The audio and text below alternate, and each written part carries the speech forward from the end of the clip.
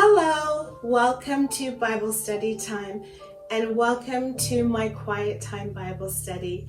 This is the time where I invite you to come and join me in the comfort of my prayer room where we discuss different topics focusing on the creator of the universe, the God of all gods, the God of all spirits. And my Hebrew name is Ahava, which means love. And today we happen to have my fluffy companion here with us, and she's my beautiful fluffy companion who keeps me company when I'm working from home, teaching my classes and things of that nature. So this week we are going to continue reading through the book of Jubilees. And it's really late today because I had such a busy day, but I really wanted to make sure that I'm on track with reading the different chapters of this wonderful book. For those of you who are new, this is what it looks like. And this happens to be the one that was translated by a gentleman named R.H. Charles. And last week we read through chapters number 16 and 17, which was very, very fascinating to me because last week we read about some concepts that I will be discussing in detail at the end of this study. But in particular, what I did find very fascinating is that we read through chapters number 16 and 17. But what I found to be very, very fascinating was that we sort of got a little bit of a window into the spiritual realm. We read about what was going on in chapter number 18. I said 16 and 17, but it's actually 17 and 18. But in chapter number 18 in particular, I just wanted to highlight that we got a glimpse into a window highlighting sort of what was going on in the spiritual realm regarding Abraham, and in the 66 book canon, we do hear about the story of the conversation between Abraham and the Most High Creator God, asking him to sacrifice his son Isaac as a test. But that's about all we really know. But from the book of Jubilees, from this perspective, it gives us a window into the spiritual realm, and it talks about the fact that, Mastema, who we learned earlier in the book, is another name for Satan, Hasatan, our adversary and our enemy. He actually went before the Most High in chapter number 17, and he sort of challenged, the God of all gods, the God of all spirits. And he said to him, I don't think that Abraham is as faithful as you believe he is. So he challenged the Most High. And so this whole test that was given to Abraham regarding Isaac and his willingness to sacrifice him as an offering came from, the origin of it was from Satan, our adversary and our enemy. And of course, we know from the 66 book canon that Satan passed the test. And one scripture that really stood out to me was in chapter number 18. And it says, after, as Abraham had tied Isaac down to be sacrificed, he was about to sacrifice him. It's like in the spiritual realm, these beings were watching him, and Mastema was there, and this angel of the presence, or one of God's holy angels, called out to Abraham in such a way that he was terrified. And then let's see, I believe it's in verse number 10. He says, he called out to him from heaven and said unto him, Abraham, Abraham.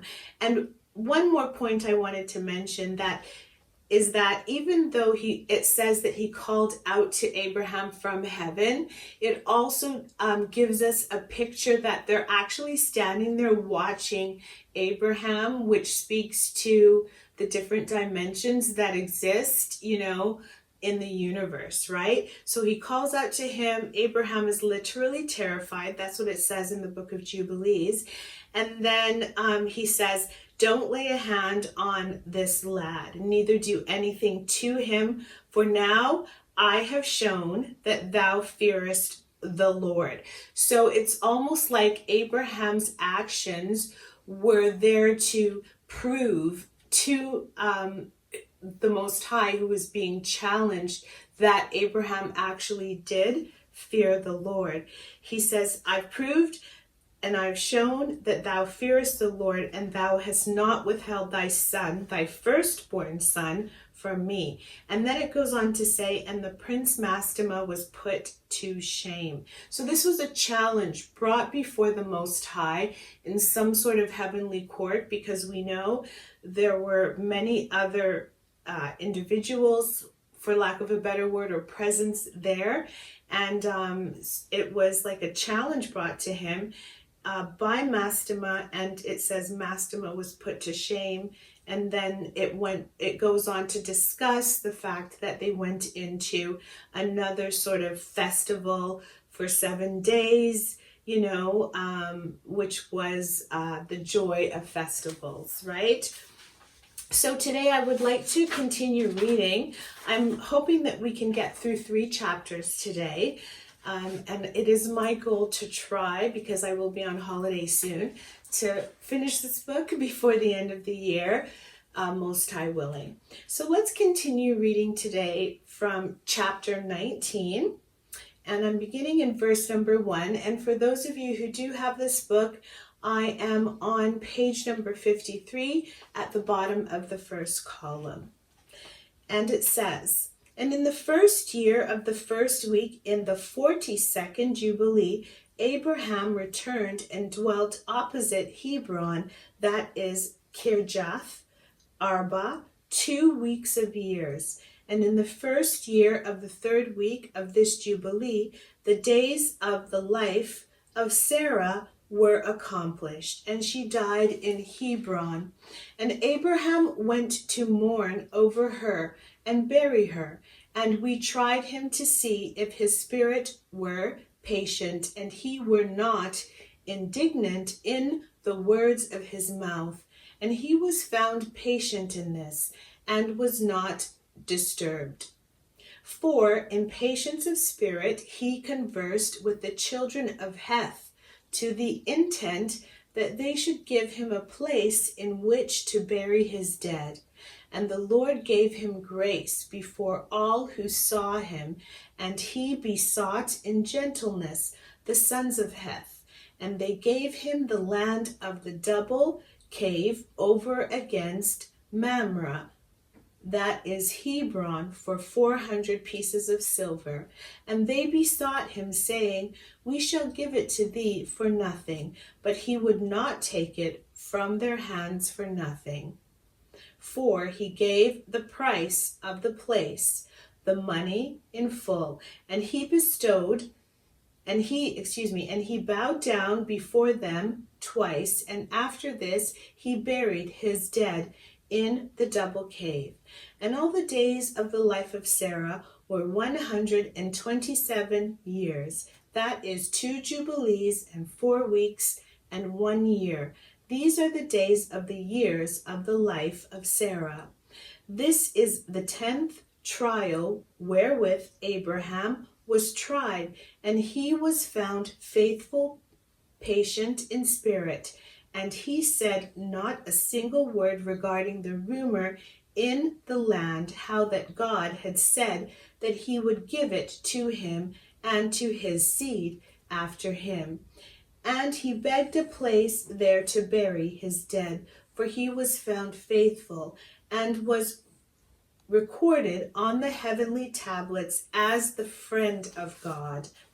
And in the 4th year thereof, he took a wife for his son Isaac, and her name was Rebekah. the sister of Laban, the daughter of Bethuel. And Bethuel was the son of Milcah, who was the wife of Nahor, the brother of Abraham. And Abraham took to himself a third wife, and her name was Keturah, from among the daughters of his household servants, for Hagar had died before Sarah. And she bare him 6 sons, Zimram, and Jokshan, and Medan, and Midian, and Ishbak, and Shua, in the 2 weeks of years.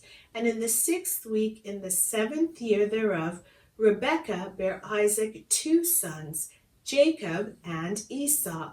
And Jacob was a smooth and upright man, and Esau was fierce, a man of the field, and hairy. And Jacob dwelt in tents, and the young youths grew. And Jacob learned to write, but Esau did not learn, for he was a man of the field and a hunter. And he learnt war, and all his deeds were fierce. And Abraham loved Jacob, but Isaac loved Esau. And Abraham saw the deeds of Esau, and he knew that in Jacob should his name and seed be called. And he called Rebekah and gave commandment regarding Jacob, for he knew that she too loved Jacob much more than Esau. And he said unto her, My daughter, watch over my son Jacob, for he shall be in my stead on the earth, and for a blessing in the midst of the children of men, and for the glory of the whole seed of Shem. For I know that the Lord will choose him to be a people for possession unto himself above all peoples, that there upon the face of the earth, and behold, Isaac my son loves Esau more than Jacob, but I see that thou truly lovest Jacob, and still further to thy kindness to him. And let thine eyes be upon him in love, for he shall be a blessing unto us on the earth from hence unto all generations of the earth. Let thy hands be strong, and let thy heart rejoice in thy son Jacob, for I have loved him far beyond all my sons. He shall be a blessing forever, and his seed shall fill the whole earth. If a man can number the sand of the earth, his seed also shall be numbered.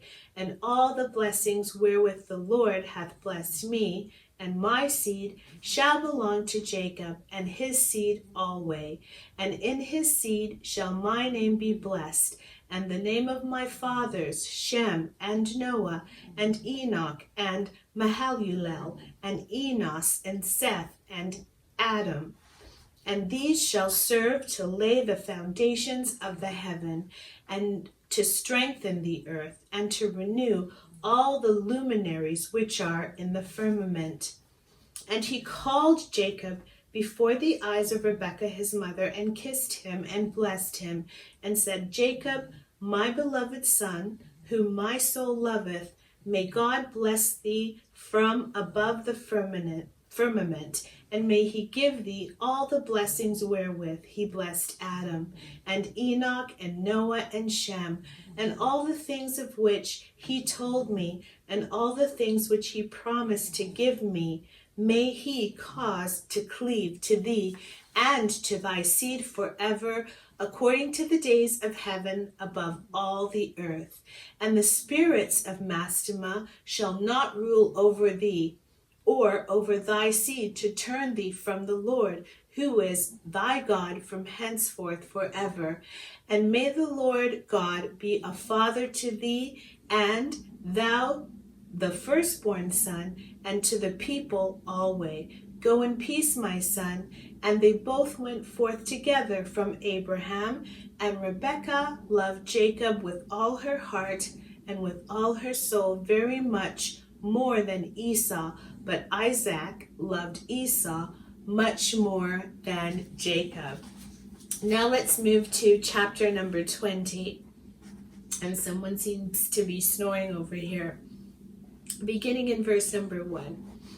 And in the 42nd Jubilee, in the first year of the 7th week, Abraham called Ishmael and his 12 sons, and Isaac and his 2 sons, and the 6 sons of Keturah and their sons, and he commanded them that they should observe the way of the Lord, that they should work righteousness and love each his neighbor, and act on this manner amongst all men, that they should each so walk with regard to them as to do judgment and righteousness on the earth, that they should circumcise their sons according to the covenant which he had made with them, and not deviate to the right or the left of all the paths which the Lord had commanded us, and that we should keep ourselves from all fornication and uncleanness, and renounce from amongst us all fornication and uncleanness.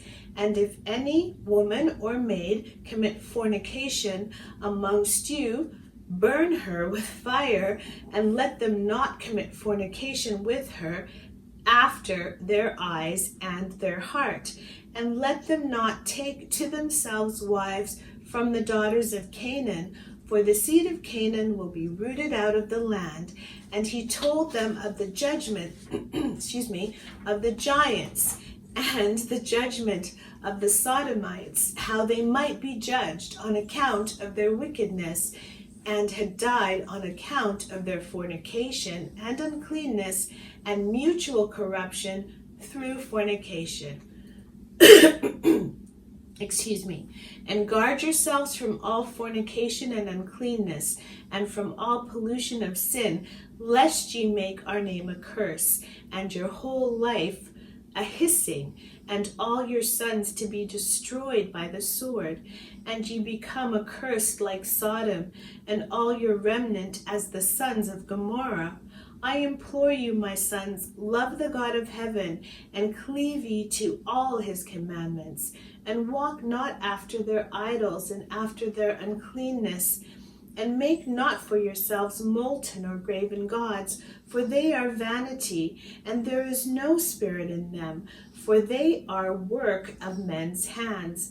And all who trust in them trust in nothing. Serve them not, nor worship them, but serve ye the Most High God, and worship him continually, and hope for his countenance always, and work uprightness and righteousness before him, that he may have pleasure in you, and grant you his mercy, and send rain upon you morning and evening, and bless all your works which ye have wrought upon the earth, and bless thy bread and thy water, and bless the fruit of thy womb, and the fruit of thy land, and the herbs of thy cattle, and the flocks of thy sheep. And ye will be for a blessing on the earth, and all nations of the earth will desire you, and bless your sons in my name, that they may be blessed as I am. And he gave to Ishmael and to his sons and to the sons of Keturah gifts, and sent them away from Isaac his son, and he gave everything to Isaac his son. And Ishmael and his sons and the sons of Keturah and their sons went together and dwelt from Paran to the entering of Babylon in all the land which is toward the east, facing the desert. And these mingled with each other, and their name was called Arabs and Ishmaelites. Moving on to our final chapter for today, chapter number 21. And in the 6th year of the 7th week of this Jubilee, Abraham called Isaac his son, and commanded him, saying, I am become old, and know not the day of my death, and am full of my days. And behold, I am 175 years old, and throughout all the days of my life I have remembered the Lord, and sought with all my heart to do his will, and to walk uprightly in all his ways. My soul has hated idols, given my heart and spirit, that I might observe to do the will of him who created me. For he is the living God, and he is holy and faithful, and he is righteous beyond all. And there is with him no accepting of men's persons, and no accepting of gifts. For God is righteous, and executeth judgment on all those who transgress his commandments and despise his covenant. And do thou, my son, observe his commandments and his ordinances and his judgments, and walk not after the abomination, and after the graven images, and after the molten images, and eat no blood at all of animals or cattle, or of any bird which flies in the heaven. And if thou dost slay a victim as an acceptable peace offering, slay ye it, and pour out its blood upon the altar. And all the fat of the offering offer on the altar with fine flour, and the meat offering mingled with oil with its drink offering, offer them all together on the altar of burnt offering. It is a sweet savor before the Lord. And thou wilt offer the fat of the sacrifice of thank offerings on the fire which is upon the altar, and the fat which is on the belly, and all the fat on the inwards, and the 2 kidneys, and all the fat that is upon them, and upon the loins and liver thou shalt remove together with the kidneys, and offer all these for a sweet savor acceptable before the Lord, with its meat offering and with its drink offering for a sweet savor, the bread of the offering unto the Lord, and eat its meat on that day and on the second day, and let not the sun on the second day go down upon it till it is eaten, and let nothing be left over for the third day, for it is not acceptable, for it is not approved, and let it no longer be eaten, and all who eat thereof will bring sin upon themselves. For thus I have found it written in the books of my forefathers, and in the words of Enoch, and in the words of Noah.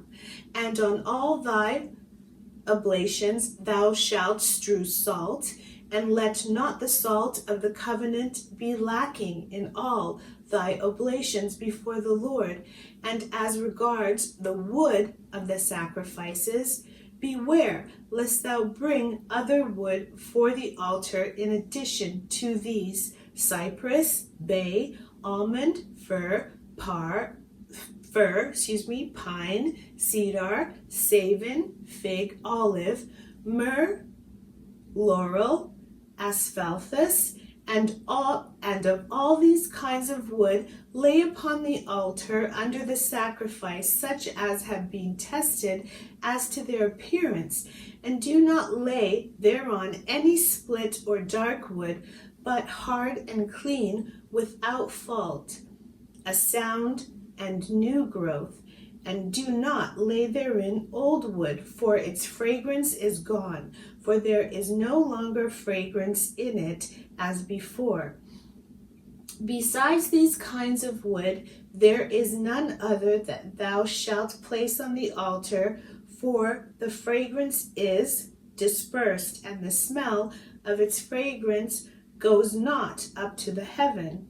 Observe this commandment and do it, my son, that thou mayest be upright in all thy deeds, and at all times be clean in thy body, and wash thyself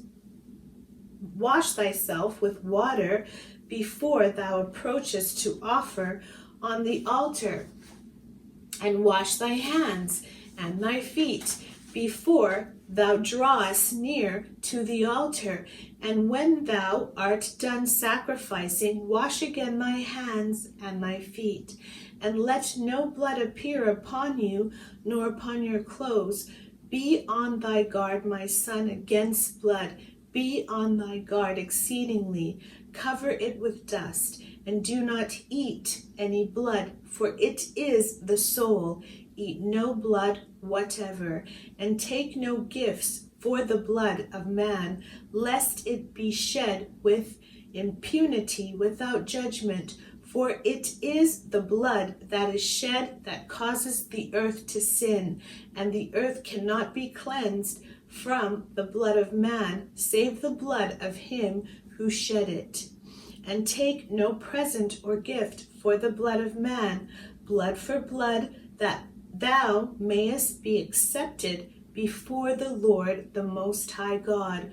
For he is the defense of the good, and that thou mayest be preserved from all evil, and that he may save thee from every kind of death.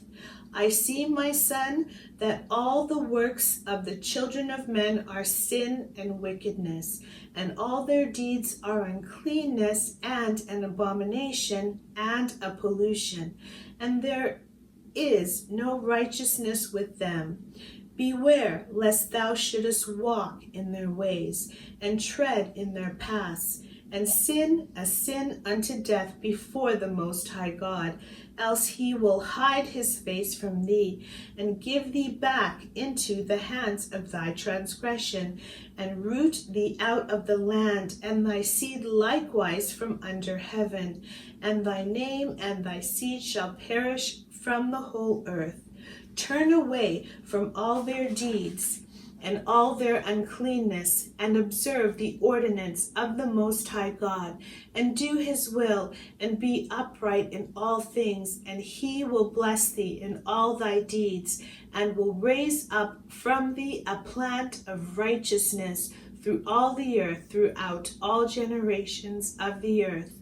And my name and thy name shall not be forgotten under heaven forever.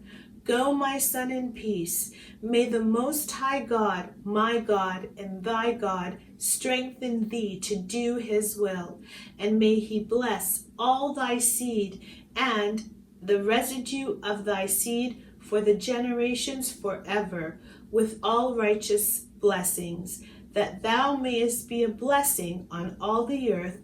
And he went out from him rejoicing.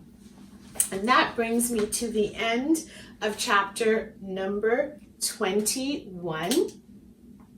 And I'm so grateful to the Most High Creator God for guiding me to review this book. And I'm grateful to him for actually, showing me through the views on YouTube that there are other individuals interested in reading these ancient wisdom books. And of course, at the end of this study, I'm going to unpack some of the different scriptures that we've read through in here that may sort of contradict the 66 book canon. I want to thank you guys so much for coming with me on this journey, and I want to invite you to continue to join me as we read through this wonderful, wonderful book. And I also want to remind you that the Most High Creator God of the universe loves his children.